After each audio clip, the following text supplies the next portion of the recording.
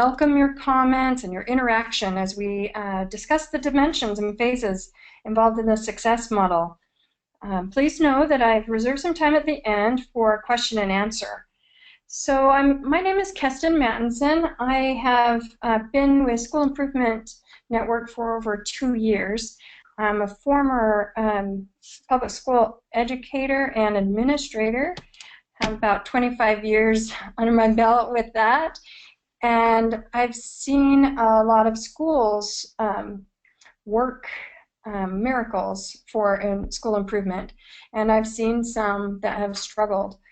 And so this look into a model of how one can improve their school is absolutely needed across the country. And so with that, I welcome your feedback and hoping we can have as much interaction as possible so we can dive into your specific questions and get personalized.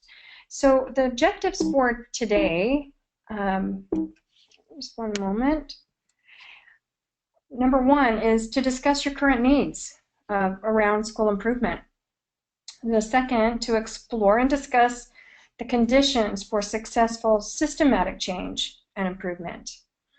We also want to introduce you to the phases of our personalized success model that several schools, many actually across the country, are incorporating with great success. And we want, at the end, to determine some action steps to move forward for you personally, what you can do. So for the first little activity, I just want your brain to start thinking about a simple question. What automobile or vehicle would you choose to represent your school or district right now, its current status? What would it be? Right? It can be any vehicle. Just be ready to support and justify your answer. So if you wouldn't mind typing in the question section, what would you put? What vehicle fits your school or district right now?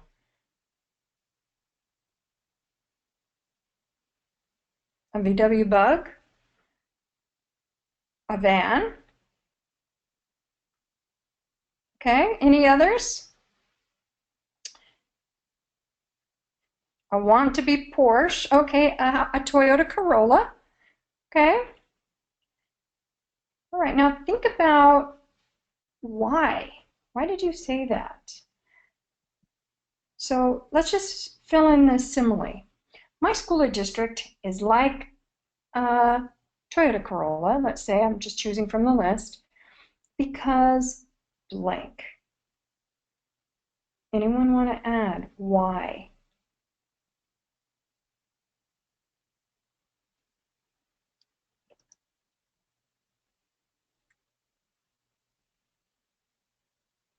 It's a standard. Okay. It's solid. It's reliable. It needs some work. It's always in the shop. Okay. We have quite a variance of topics.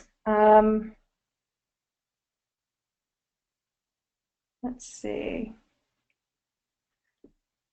We have a lot of miles in. Okay. So many of us are driving some fixer-uppers, right? Or a solid family car or a work truck. I haven't seen a sports car yet come up on the list, but maybe you are. It is the why that is important for us to consider. So are we satisfied with that vehicle or not? Are we satisfied with the work truck? Are we satisfied with the fixer-upper? Do we want to upgrade, or do we simply want to fix what we have? Think for a minute, what would your ideal vehicle be? Just anything that, and that means your ideal school or district. What would be the car vehicle icon for that? What would be the ideal? Go ahead and share. A Lexus. Caddy. Land Rover. It's looking like we have some high-end vehicles, right? So whatever you have thought about or pictured in your mind, we're talking about some kind of improvement or change, right? So let's explore this concept of change and look at what some research tells us. Good educators always ask, what is the research telling us, all right? So regarding change, an article came out about 2000, and it was looking at the sustainable change in the inclusion model. So this chart has been adapted by Dr. Noster, and they presented a model titled The Conditions for Successful Implementation. And the idea here is that there are 5 conditions for successful change or implementation that will result in sustainable change. So all educators, as you know, we are always involved in something new that we're trying to roll out. So I want you to think about a time when you were involved directly with implementing a sustainable change at your school or district. So if that doesn't pop in your head, maybe something in a personal setting. Okay, when have you seen all 5 of those conditions line up? Vision, skills, incentives, resources, and an action plan. Did you have something that fit in every one of those categories as you were trying to implement? I recall something when I was a junior high principal, we were trying to incorporate an RTI model, and that was a huge undertaking. And as I'm thinking about it, those conditions that are required for successful change, I'm not sure we had all 5 for success. We eventually got there, and it is sustainable. It's still actually in place to this day, but we had some hiccups and roadblocks that we had to deal with. So I want to just dive into each one of these characteristics that must be present in order to be successful, and that's what we're talking about. We want to be successful. So let's look at the first one, our vision. Okay, so I want you to think about a time when you've tried to implement something system-wide. What are some ways or some mechanisms you had to share your vision, to get buy-in? What did you do? How did you get that out there? I'm just looking in the comments. Let's see. We have an email, district-wide meeting, a faculty meeting, a newsletter. Okay. Let's see. So I want you to think, all of those are excellent. Was it something that you did regularly?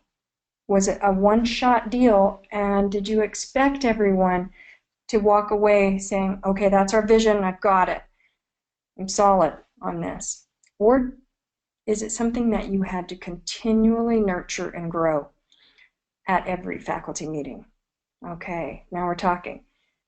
At every opportunity when someone is asking for resources, does it match our vision? There's another reminder. Think about everyone on your team. Can they articulate the vision right now? At this moment, can they articulate the vision? It's kind of like that elevator speech, right? If anyone were to ask them on the street, what is your district all about? Would they have the answer? If you don't think that's there, I would definitely recommend this is one of the places to start, because the result is confusion. The result is confusion. So be thinking about your team or your experience when you had confused people. It probably went back to they were not sure of the why. Why are we doing this? Where are we going? That's about the vision. Let's move on to skills. Okay. Let's see. So our second condition, without the required skills in place, the outcome is going to be anxiety. So let's just try a quick exercise to determine skills that you know are important. So just on a side piece of paper, jot down as many skills that you can think of that are absolutely necessary for your team right now to have.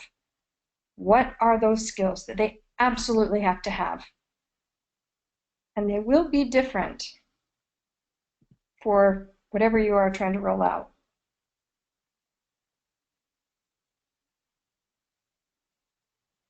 Hopefully you have at least 2 or 3 absolute must-haves.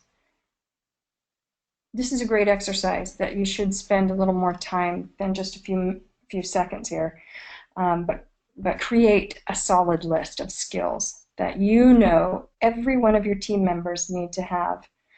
Then, after that, place a star next to the top priority. These are crucial to the success. So it just helps prioritize, okay, these are skills that are good and these are great. And then it helps direct you in where you're going. It helps you differentiate, is what we're talking about. So all of them can't be considered equal. My dad used to have a saying that now makes a lot of sense to me. He would tell me that if everything is important to you, then nothing really is important to you. So begin to prioritize your crucial skills, the necessary skills, and the needed skills. It's a great exercise as a collaborative team to do that. So you're not just operating in your own vacuum. Get your team to identify those skills. The last thing you want to have as the result is the anxiety. And so being transparent with that helps others realize that you as the leader are in recognition that we need to build those skills, and we were trying to reduce anxiety. And we have an action plan at the end to make sure that those skills are in place. All right, let's move on to our third condition for success, and that's incentives. And incentives are always necessary. It doesn't necessarily have to equate to something of monetary value either. What are the reasons that beckoned you into education in the first place? Was it that monetary incentive? I'd love for some of you out there to share. What were some of those reasons that you got into education? What was it? This is telling of your incentive. I wanted to work with kids. I wanted to make a difference. I felt like I had something to give. Anything else that you'd like to share? I wanted to improve the quality at my neighborhood school. Great answers.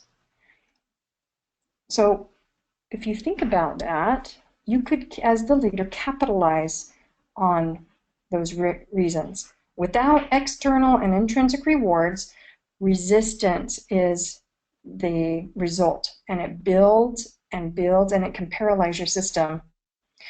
Does anyone have some simple techniques that you'd like to share with our group that you have found successful to incentivize your teams as you're rolling out any kind of program or implementing something?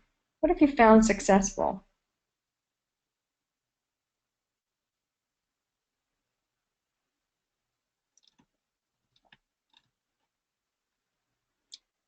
It comes down to duties, someone says. Yep. If you can eliminate some duties, you bet. That's definitely an incentive. More time to meet with teams. Just the verbal thank you and acknowledgement. Absolutely. Another one.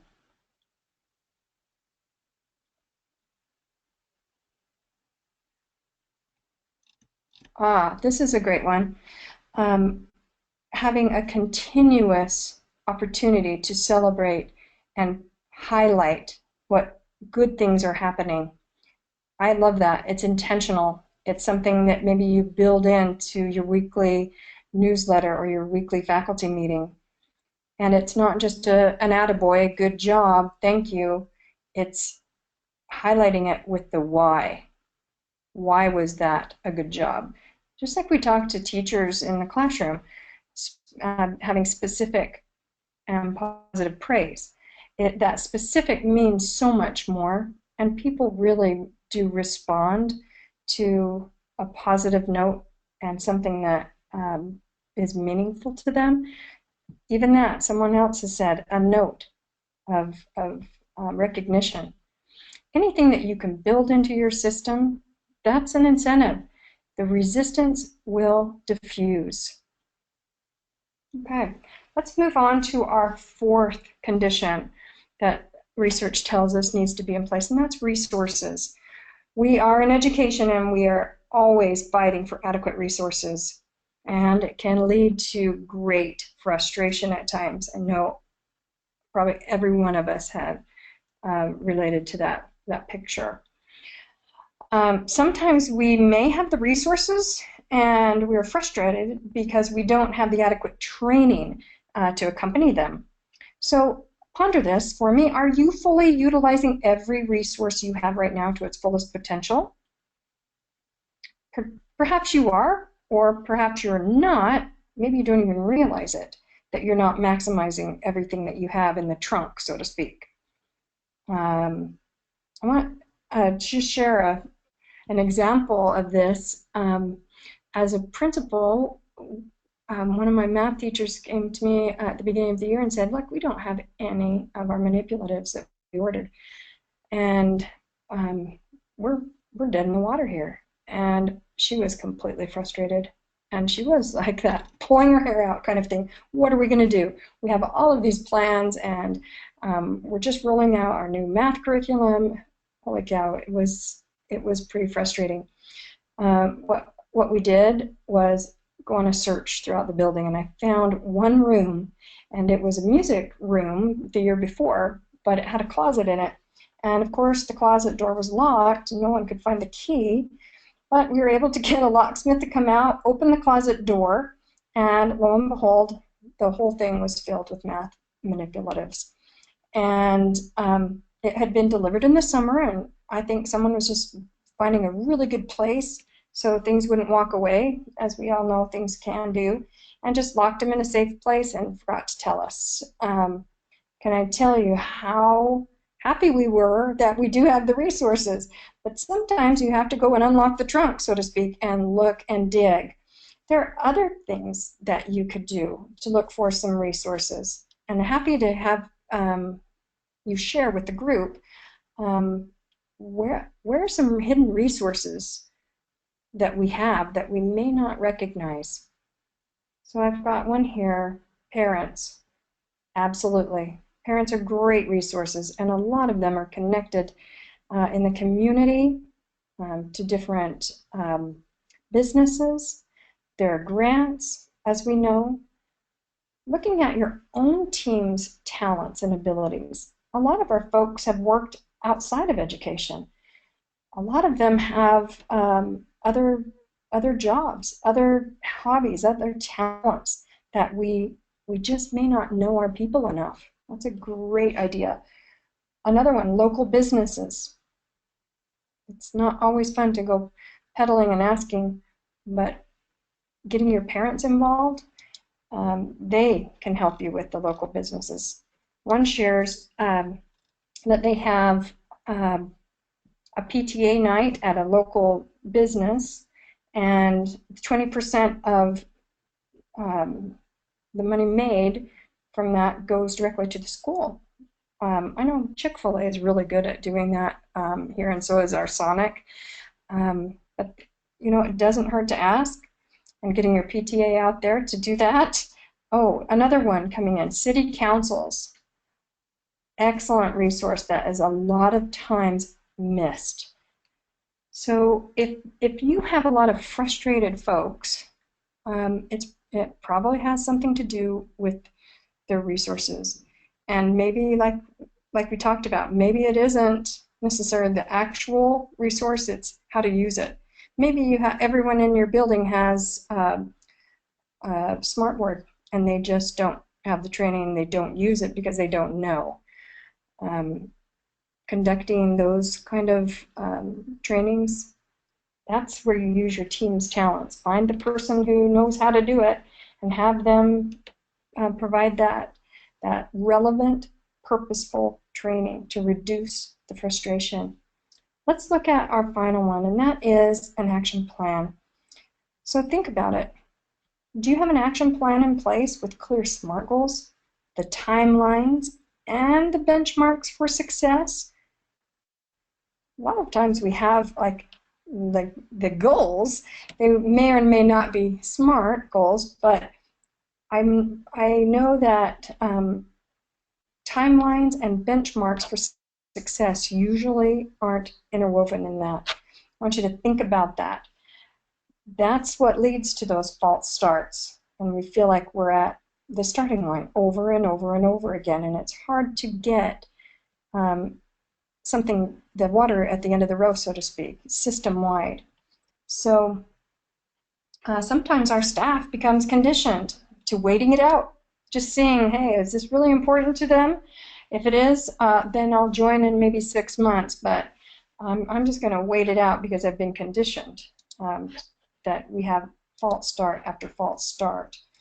I remember when I was first appointed a principalship, I had a teacher who wasn't jumping in and embracing our model that we had gone from a 7-period schedule to a block schedule with A day and B day, and just wasn't jumping in and embracing it like everyone else. And we had worked extensively over the summer to build and incorporate that model and celebrate it and share it. And I had a conversation with him because it really was holding the department back, and frankly the school in a way, because he just was talking to the parents and the kids about how this model was terrible and it's not good for them. And so he told me that, well, I'll just give it 3 months and see if you're going to change it for the next year, just like all the other things that have happened. And it struck me how sad that was, that sometimes our staff members become desensitized to growth and innovative ideas due to that lack of clear action plan. He hadn't seen it. We had an action plan, but that action plan sat in our school improvement plan. And so having him see where we were headed, that we do have an action plan in place, and this is how we're going to determine our success, and here are benchmarks that we're looking at, all of a sudden he had some skin in the game. And it just wasn't overnight that, oh, now I'm a team player. But bringing him in to understand the action plan and communicating with him the action plan really helped. No longer did I feel like he was an adversary against us moving forward, but he knew what we wanted to accomplish, and he knew that we were checking and using data to support our change. So this action plan is very critical, not only to have, but also to communicate and get some buy-in. At School Improvement, we offer assistance in creating a strategic plan with specific action items, and we call that our boot camp.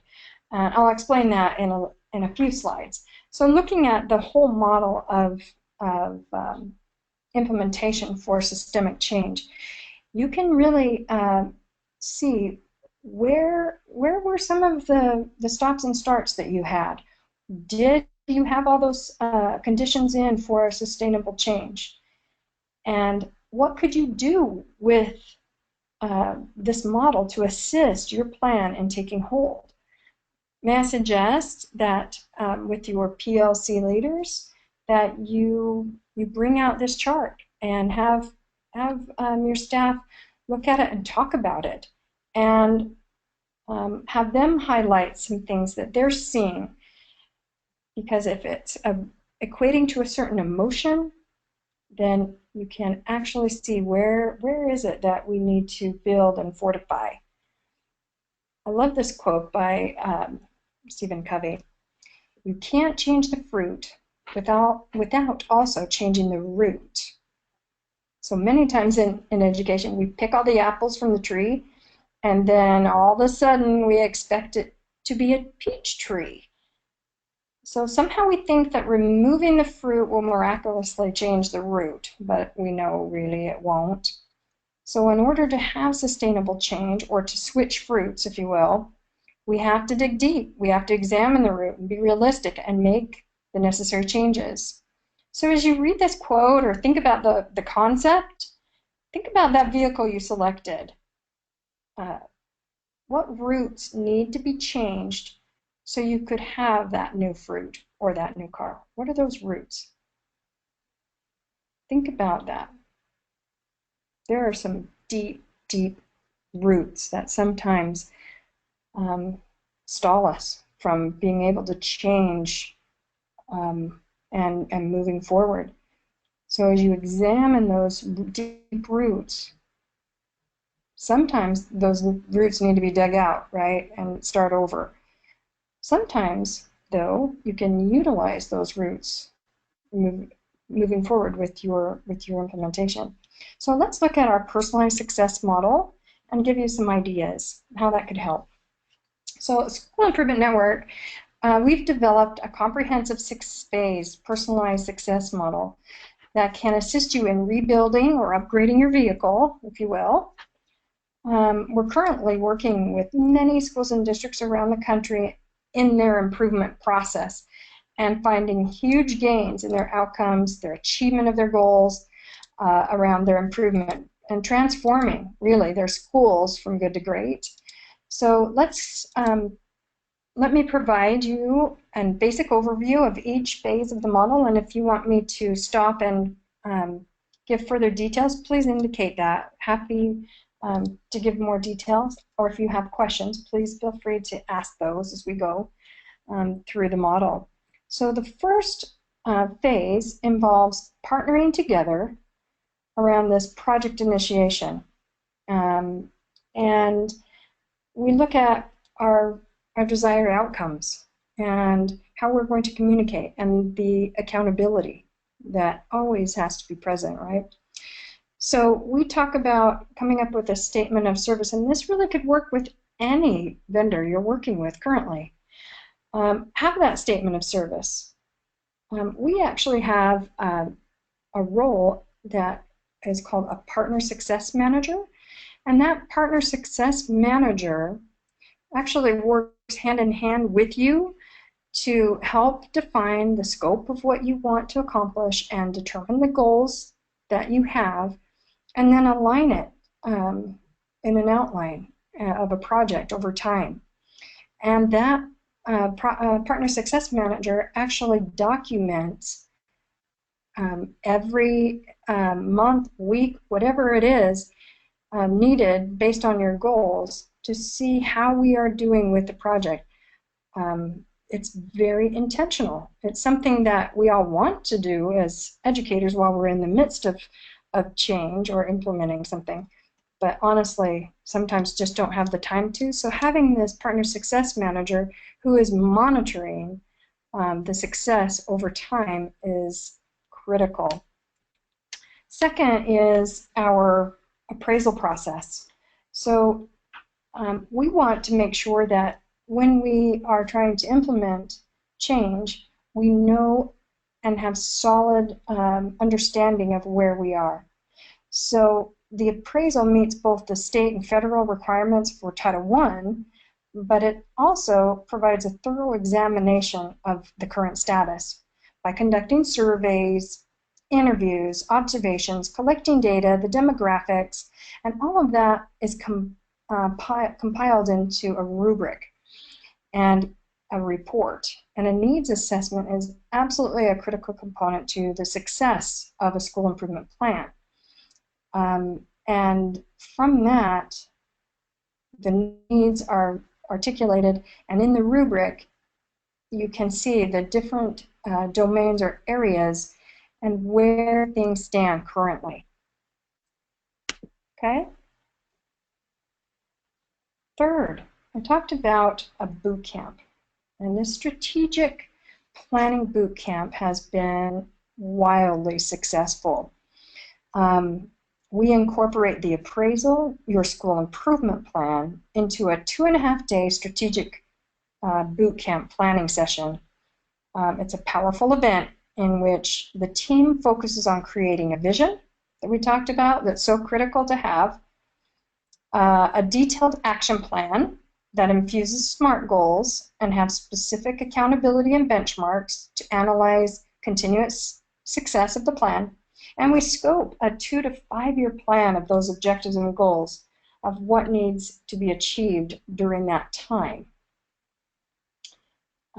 Many times, some of the hidden curriculum, that comes from that is having the strategic group that you do focused on creating this vision and plan that typically they would never have had that time to do, and all of a sudden they start recognizing one another's skills and strengths, and it's definitely one of those team experiences that people always come away with saying we are better now as a group because of it. We understand one another more, we can communicate, and we can rally around what we've created together. It's a very powerful and cathartic experience. So I highly recommend you think about incorporating that. Our next phase is using Edivate. So we offer online and on-demand professional learning to support you along your pathway to success. Teachers and leaders are able to bring their PLCs to the next level digitally. It's a great collaborative tool. Also has over 2,500 solid videos to promote effective instruction. So it's a great professional learning tool. Educators can view others teaching, and they have access to quality lesson plans. They can collaborate with teachers across the country, store their resources, conduct observations, share recommended video that you'd like to with maybe a grade level or a department or the full faculty or the full district. It's just full of resources to meet the demands for successful change and give your folks the tools that they need to align with the strategic plan you've developed. So we also have our next phase is where we actually do this personalized transformation delivery. When some schools have asked us, it's, we have this appraisal done, now we've done our strategic plan, we have Edivate, but we really need some work one-on-one in the classroom with coaching or consultation. We need the one-on-one or the on-site training. So we have an initial kickoff training with the staff to get them enthusiastic about the change that they're going to undergo and the new strategies and exciting things that are available to them. We partner with you and your teams in this motivating kickoff. Everyone that I've done, I always get great responses like, that was the best professional development we've ever had. It actually met what we needed because it's designed to meet the needs of the appraisal. We look at the appraisal and see where the gaps are, and then the kickoff is designed with strategies to help assist with those gaps. We provide personalized consultation and coaching. And our teams are able to offer expertise in any grade level or in any subject area. We work with the individual in the classroom to promote learning at high levels. So we have award-winning coaches and facilitators to assist your team in the planning, modeling, co-teaching, coaching, observation, maybe just the instructional design that they need, all around evidence-based practice and research. The next phase of our model is data analysis and reporting. What does that include? That would be a regular project status call with your partner success manager. It's regular monthly and quarterly data reports. It's that overall project status that someone is monitoring for you. And it's very helpful because you can stay agile. You can be flexible. You have data that you've determined that you're using and you're relying on, and then you look at that data and then you make course corrections, usually small, sometimes larger, but usually small. And if you're keeping up with your data and watching it, then those course corrections aren't so huge and arduous for others to undertake. So they're your main, partner success manager, they're your main contact. They keep you updated. They provide those necessary data reports, and they'll review that data with you. Because really what we're trying to do is have you be successful to transform into that desired vehicle that you had imagined at the beginning. So all of those phases we have found are necessary and critical for success, and it's all personalized around your district or school. So it doesn't really matter where you are at this point. If you have a car that's in the shop on a daily basis, or if you're on the road but you need to make some improvements, the personalized success model offers you assistance with a full comprehensive turnaround model or bits and pieces for isolated gaps or problem areas that just need fixing. Like some of you had indicated, it may not be the full car, it's just certain areas. So what are some next steps that you could do? So here are some suggestions for you. Self-assess the phases that are critical to your success in your system. So identify the predominant emotion the staff is feeling. That will help you. If most of the staff are feeling there's just high anxiety, then what are you needing to fix, right? If those false starts, people are saying, oh, well, I'm not really willing to start again and I'm just resistant to that. It's the action plan. If you have clear confusion and people are really not sure of why we're doing this, it's a vision. So isolate the needs of your staff to move forward in your plans for success. So self-assess right now. Look at the emotion that's most common and link it back to those conditions of success, right? There are some other things that you could do is log into Edivate, click into training and receive some assistance with those modules if that's something that could help you, or reach out to your strategic partner advisor, partner executive, or maybe even have a project manager at School Improvement Network. If you don't, let's find out how we can help you. We have seen the success with schools time after time, and it's so exciting to be part of that.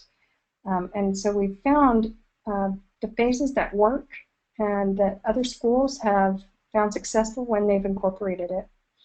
I'm happy to entertain any questions that you might have at this point.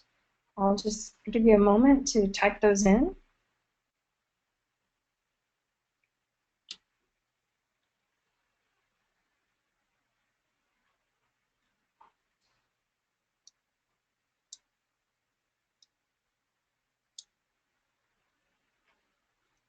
I don't see we have any questions at this point. So I thank you for being willing to share your thoughts with me and others today and interacting. If you have any questions that we could help you with, we're happy to do so. And I thank you for joining us. Turn the time over to David.